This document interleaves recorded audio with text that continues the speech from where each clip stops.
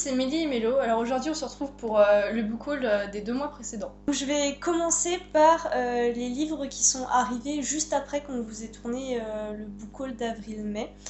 Donc, notamment, ça c'était très drôle, 2 mangas qui sont arrivés vraiment juste après que Mélo soit parti.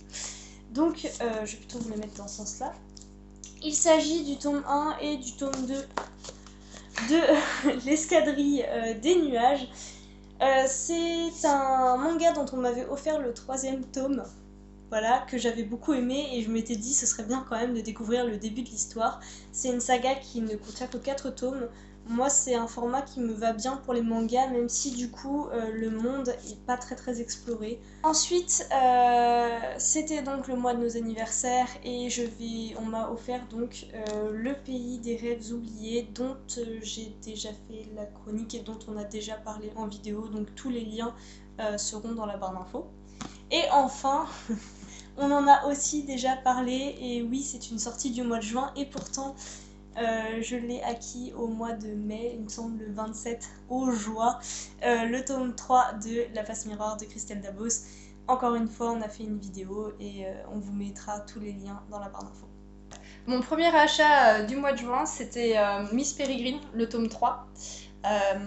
La bibliothèque des âmes, donc j'avais déjà lu les 2 premiers, j'avais adoré, j'étais allée voir le film au cinéma, c'est d'ailleurs le film qui m'avait donné envie de lire le livre, et donc je me suis jetée sur le tome 3 quand il est sorti en poche, évidemment. Et j'en ai vaguement parlé sur Instagram. Voilà, je vais juste vous en dire quelques petits mots ici parce que je pense pas que j'en parlerai ailleurs.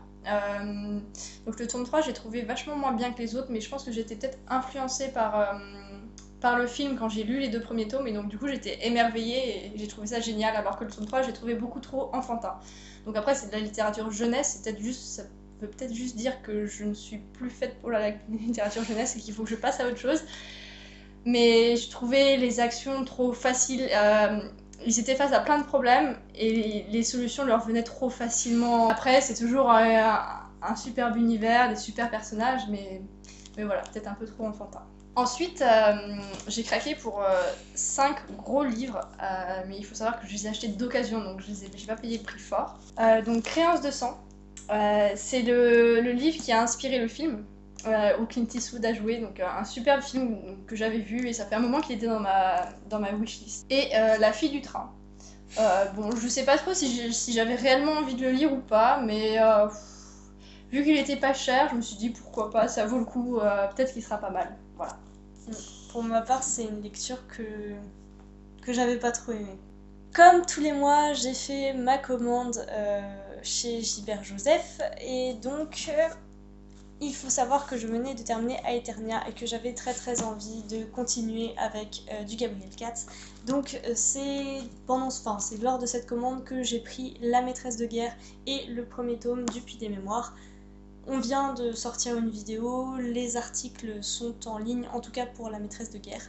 Donc n'hésitez pas à les regarder.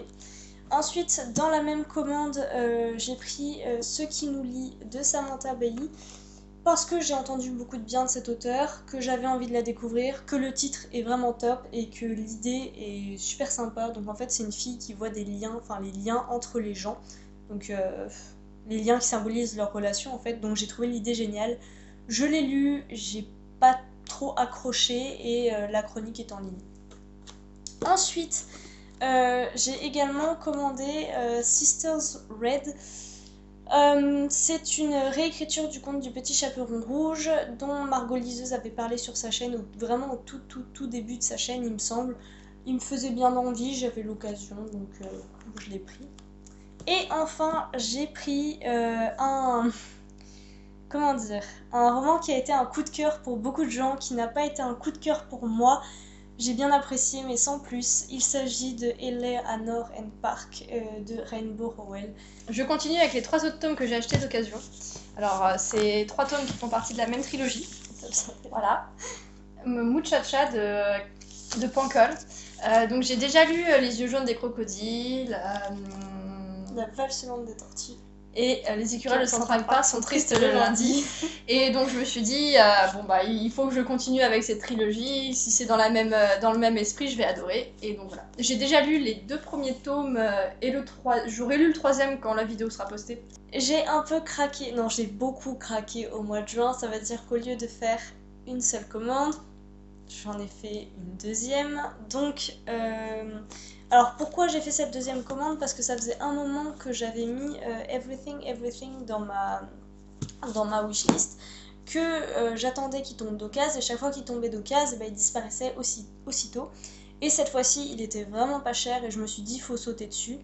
Et comme je tiens toujours à mes frais de port gratuits, voilà, hein, j'ai également pris, tant qu'à faire, La part des ombres de Gabriel Katz, parce que ça aussi c'est un roman qui reste assez peu de temps d'occasion.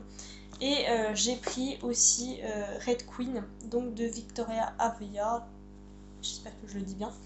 En ce qui concerne Everything, c'est vraiment une lecture qui me fait sourire, pleine de tendresse, un peu doudou.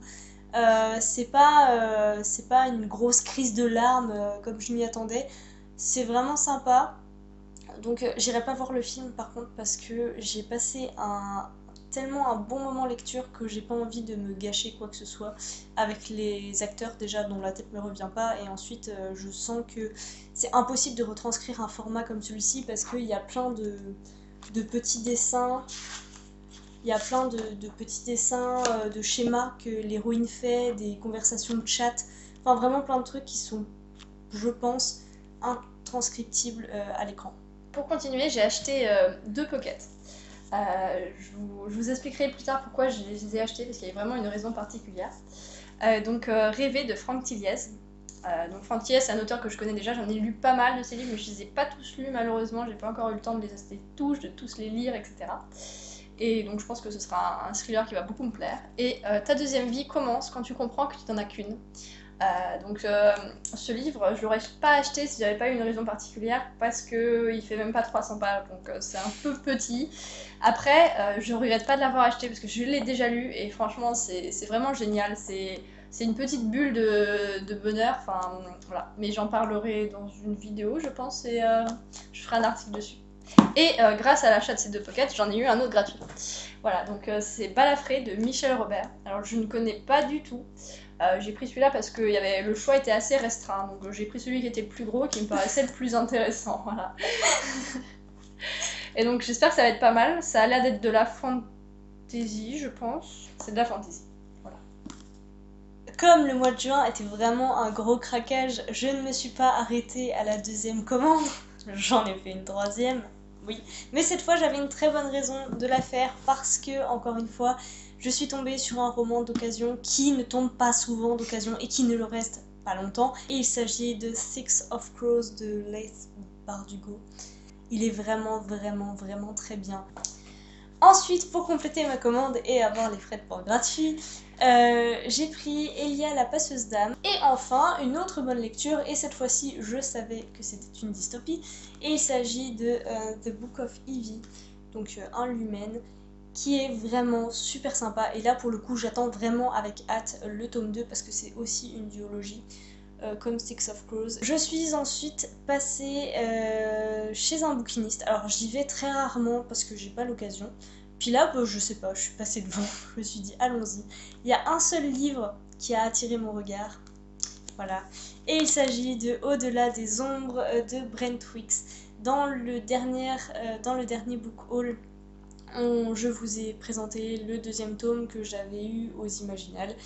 Et ben voilà, j'ai décidé de prendre le 3e parce que mine de rien, il coûte quand même 9 €. Bon, après, il faut dire qu'il les mérite, hein, c'est quand même une belle brique. Et je l'ai eu à 4 €. Donc ça valait le coup. Enfin, les derniers livres que j'ai achetés, alors là pour le coup c'était un gros craquage parce que ça faisait un moment que je les voulais, et je suis un peu dans ma période Japon, enfin voilà, du coup j'ai pris Shikanoko, le premier tome, l'enfant cerf. Donc apparemment c'est le préquel du clan des Otori, donc je l'ai pas lu mais je pense que ça ne va pas gêner ma lecture. Et l'écriture promet d'être fluide et belle, donc j'ai vraiment hâte de le commencer et je sens que ça va être génial. Et pour compléter ça, j'ai acheté un énorme livre. Donc c'est pas un roman, c'est un livre de cuisine, mais comme c'est un livre, il rentre dans le book haul. Voilà, parce que j'ai très envie de manger de plus en plus japonais, d'apprendre à cuisiner japonais pour éviter d'aller au resto dès que j'ai envie de manger des sushis, des makis ou des choses dans ce style. Voilà. Fin du craquage du mois de juin, donc craquage du mois de juillet. Voilà, je vais commencer par le petit. Je m'étais dit avant de commencer le premier tome du Puits des Mémoires que si j'arrivais au bout de ce premier tome et que l'attente était aussi forte que pour le premier tome de Aeternia, il me fallait absolument le deuxième. Donc je l'ai pris. Finalement c'est pas le cas, mais allez voir la vidéo sur Gabriel Katz et vous en saurez plus. Ensuite, un livre dont beaucoup de monde parle. On est submergé par ça sur les réseaux sociaux. Et je me lance enfin, il s'agit de A Court of Thorns and Roses. Alors, il me faisait pas très envie, vraiment, j'avais pas très envie de le lire. Tout le monde n'en disait que du bien, donc en même temps, j'avais quand même envie de me faire mon opinion. Et je suis tombée sur un avis assez négatif, il me semble, sur le deuxième tome. Et je me suis dit que ça risquait, enfin, vu les arguments, que ça risquait d'être aussi mon cas. Donc je me suis dit, je vais pas me lancer dans une trilogie en français qui coûte quand même relativement cher, en sachant que le premier tome déjà me fait pas très envie, que le deuxième va sûrement pas me plaire. Et donc je me suis dit, j'ai quand même envie de le lire, donc je vais le lire en anglais. Voilà, comme ça c'est... Bah, si ça me plaît pas, bah tant pis, mais au moins ça aura servi à quelque chose. Ensuite, j'ai acheté un roman que j'ai lu il y a un sacré paquet de temps déjà, dont j'avais vu le film, et pour une fois j'avais trouvé le film assez bien. Et je pensais, au vu du prix, qu'il s'agissait d'un poche. Alors, en fait, pas du tout. Il s'agit donc des âmes vagabondes de Stephenie Meyer. Je pense que vous en avez déjà entendu parler. C'est quand même une jolie brique, écrit tout petit. Et bah, en très bon état. Donc, ma foi, je suis contente parce que j'ai pas dû le payer plus de 3-4 euros. Hein. Voilà, ça vaut le coup. Je l'ai déjà lu, c'était juste pour ma collection. Donc, je suis très contente. Ensuite, je vous avais dit dans le dernier book haul, il me semble, que j'avais lu La 25e heure de Feldrik Rivat, que j'avais laissé mes héros dans une position fort inconfortable.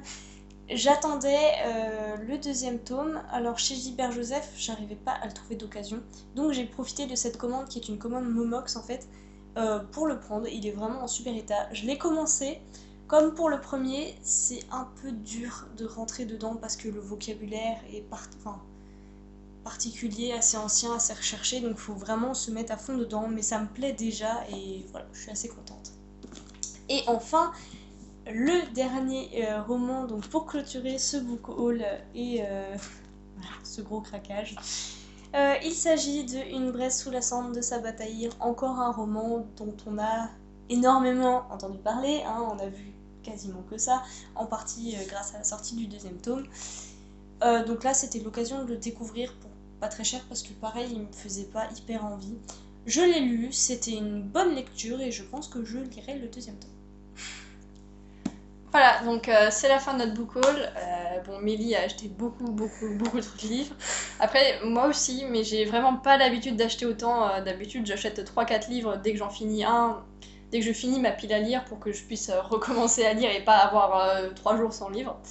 Et là, ça fait 4 mois que j'achète beaucoup.